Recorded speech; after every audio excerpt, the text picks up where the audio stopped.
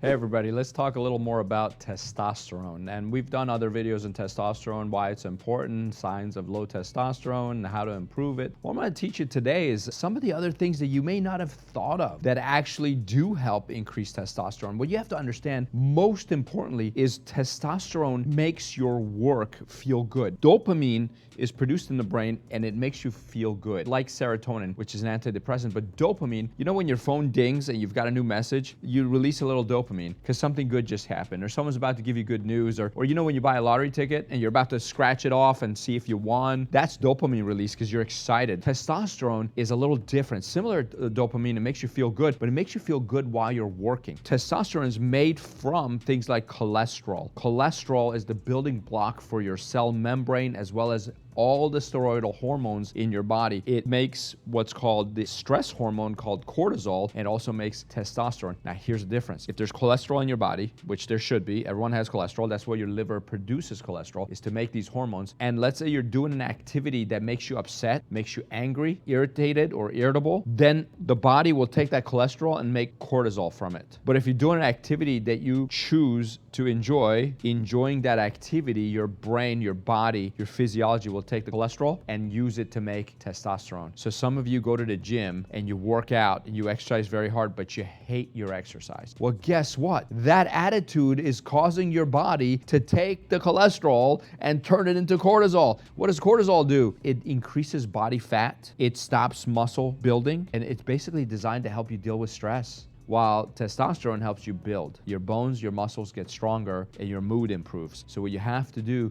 is pick an exercise that you enjoy doing. Look forward to it, and when you're in there and you're exercising, if that effort feels good, your body will produce more testosterone. If you get angry, upset, irritated, irritable, guess what? You're not gonna make testosterone, you're gonna make more cortisol. It's not good. Now, another one is some people think that poor sleep is gonna lead to low testosterone. And some of the studies now actually are showing that short-term poor sleep does not reduce testosterone. Long-term, there's an effect on it, but short-term, there is an effect. Don't worry too much about sleep short-term. Now, there is a study that said men who slept 5 hours a night for a week, their testosterone tanked. So a week, I think, is long-term. So if you have one bad night of sleep, you're not gonna lower your testosterone. If you have a week of bad sleep, you are gonna lower your testosterone. But make sure you're always enjoying what you're doing because that effort needs to feel good. And the more testosterone you have, the more the effort is gonna feel good. First, you choose to enjoy working out, and then the testosterone is gonna make you actually enjoy working out, and your life actually gets better. So it's the process, not the result. The result releases dopamine, the process can release testosterone. And estrogen, it needs to come down if testosterone goes up, but estrogen is not the opposite of testosterone. There's another hormone called prolactin. Now, most people think of prolactin as the hormone that causes lactation in women to produce milk. And in fact, it helps them bond with their children when they're nursing. So prolactin, the opposite of testosterone, you actually feel good with inactivity. Men do have prolactin also, the pituitary gland, which also produces growth hormone. So high levels of prolactin can affect testosterone because you're gonna wanna sit around and do nothing all the time. So we wanna make sure we're raising testosterone. Estrogen in your body actually makes your emotions okay. So it has more to do with emotions. So you don't wanna have no estrogen. When estrogen goes down too low, that's bad for you. For the men who wanna build muscle, you still don't want your estrogen to be too low. You want it to be in the normal range. It's important. I don't have time to get into all of that, but just remember this one thing. You don't want estrogen to be excessively low. Competitive environments lead to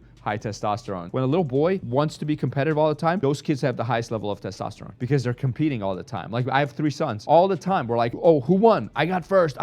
No, I win. Every time a little boy says, I win, testosterone goes up in their body. I don't think that stops when we're adults. I think grown-ups do that too. Another one that raises testosterone, intimacy. Intimacy, studies show, will raise testosterone by about 70%. Intimacy with another person that you love, married to. Things like pornography actually lower testosterone. But this next one you're not gonna like. Abstinence, complete abstinence. And you know what I mean when I say complete abstinence, meaning nothing. That raises testosterone by 400%. Take it if you want. Most people are gonna be okay with 70% increase, which is intimacy. So make sure you're in a good, healthy relationship. We did mention sleep, how poor sleep can cause testosterone to go down long-term. When you're sleeping though, they found that people who breathe through their nose when they're sleeping have higher testosterone levels than mouth breathers. And people who have sleep apnea who don't breathe at times during the night, carbon dioxide levels go up, which suppresses testosterone. It'd be a good idea to make sure you're a nose breather. In the book that I wrote, Cracking the Stress Secret, How to Turn Pressure into Power, I have a whole section on breathing. There's techniques, there's exercises you can do. There's lots of other videos on YouTube that talk about how to breathe properly. We don't have time to get into into that, but just watch that. You need to be a nose breather, not a mouth breather. You need sufficient amount of light early in the morning. That seems to increase testosterone early in the morning. Go outside, get some sunlight, and not with sunglasses, and don't cover your skin with sunblock because you want to absorb those sun rays. So 10-15 minutes outside in bright light early in the morning. What will decrease it is if you're exposed to bright light in the middle of the night. You go to the bathroom and you want to go back to bed and you check your phone, and if the phone's real bright, that bright light in your eyes is going to suppress your ability to produce testosterone. So you don't want to do that. So make sure you're exposed to no light during the night, but early in the morning, you want to have some bright light. Bright light at night also suppresses dopamine levels, thereby also leads to lower testosterone. Heavy weight training does increase testosterone levels. However, remember I told you at the beginning, you got to enjoy the process. So if you're going to failure, too much failure, and you're really struggling, and you're feeling too much pain in your exercise, you're really pushing yourself a little too much to the extent of overtraining, you will tank your testosterone levels. You're going to sabotage yourself. So you need to train heavy, you need to train hard, but you can't go to failure every single set for every single exercise. You got to leave a couple of reps in the tank. Reps in reserve is what we use in gym lingo when we're doing sets. Certain sets, you need to have reps in reserve, 1, 2, or 3 reps in reserve. Otherwise, heavyweight training is good. So I would go maybe 95% of your max as opposed to 100% max. Next, I will mention some supplements. Normal ones are vitamin D, zinc, magnesium, creatine. There's the big ones. That's the big 4. Creatine especially has been researched tons and tons. Actually, high levels of creatine improve mental clarity as well. There's 2 herbs that are coming up on the market that seem to be powerful. Tonka Ali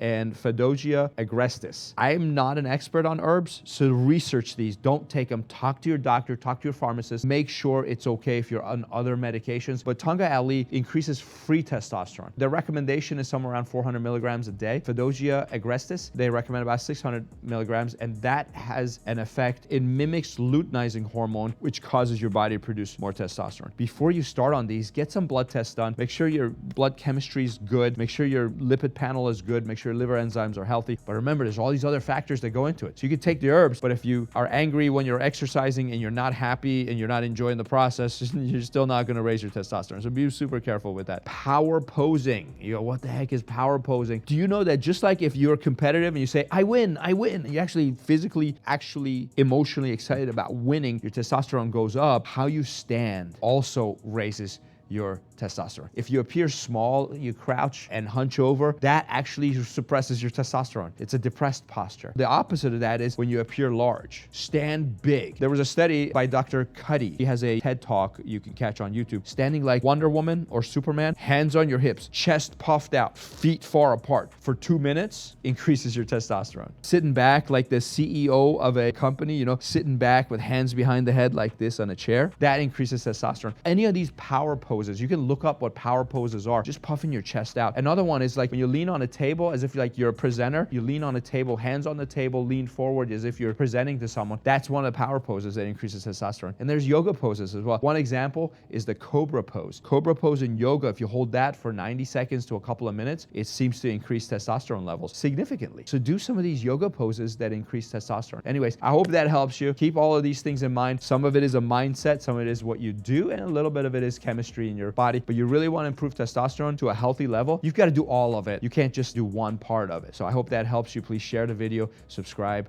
comment. Let me know what you want us to talk about next. Take care.